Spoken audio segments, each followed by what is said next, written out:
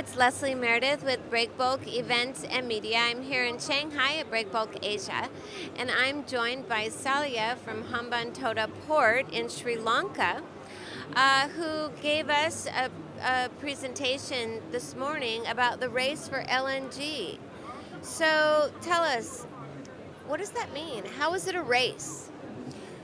It's a race because people are striving to meet their capacity targets, and they're moving all the time, these targets, and there's lots more people entering the race, so that it's a competition of reaching capacity in various different sectors in different ways, with changing goalposts in actual fact. So there's a lot of people in the business. It's growing very, very fast, but it's also breaking up into different parts because of scale and technology and market economics. So lots of opportunities are opening up for LNG consumption and distribution and production right across the sector. All right, so just give us a general overview on the rise in popularity of LNG and the kinds of uses maybe that we're seeing today and what we'll see in the future.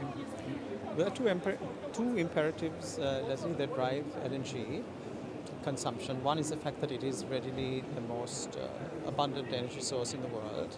New advances in technology of recovery and production have assured that, and there's plenty more where that came from. But also, there's a climate imperative.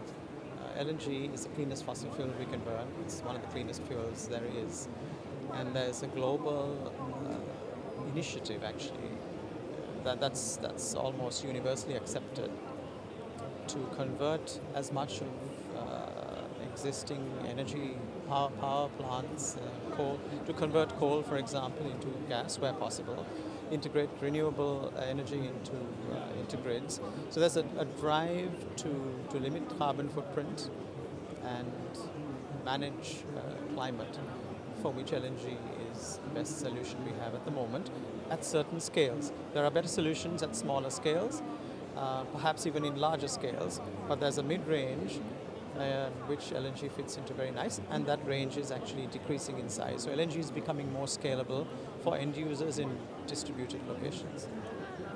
All right, so where does that fit into the breakbulk industry and Project Cargo?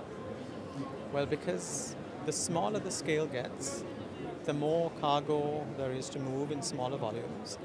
The bigger bulk carriers need to actually to ship out in smaller carriers down to as much as 40-foot containers. So that since the scale of the industry is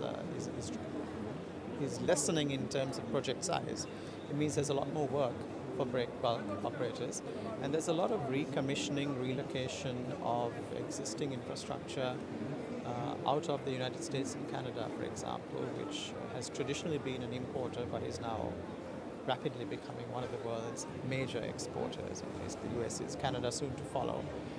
So there's a lot of repositioning of equipment around the world, which would have a significant impact on both the breakbulk business, which is breaking LNG into smaller parcels, and the project cargo business, which is catering to odd-size lifts. Right. Usually large. Usually large.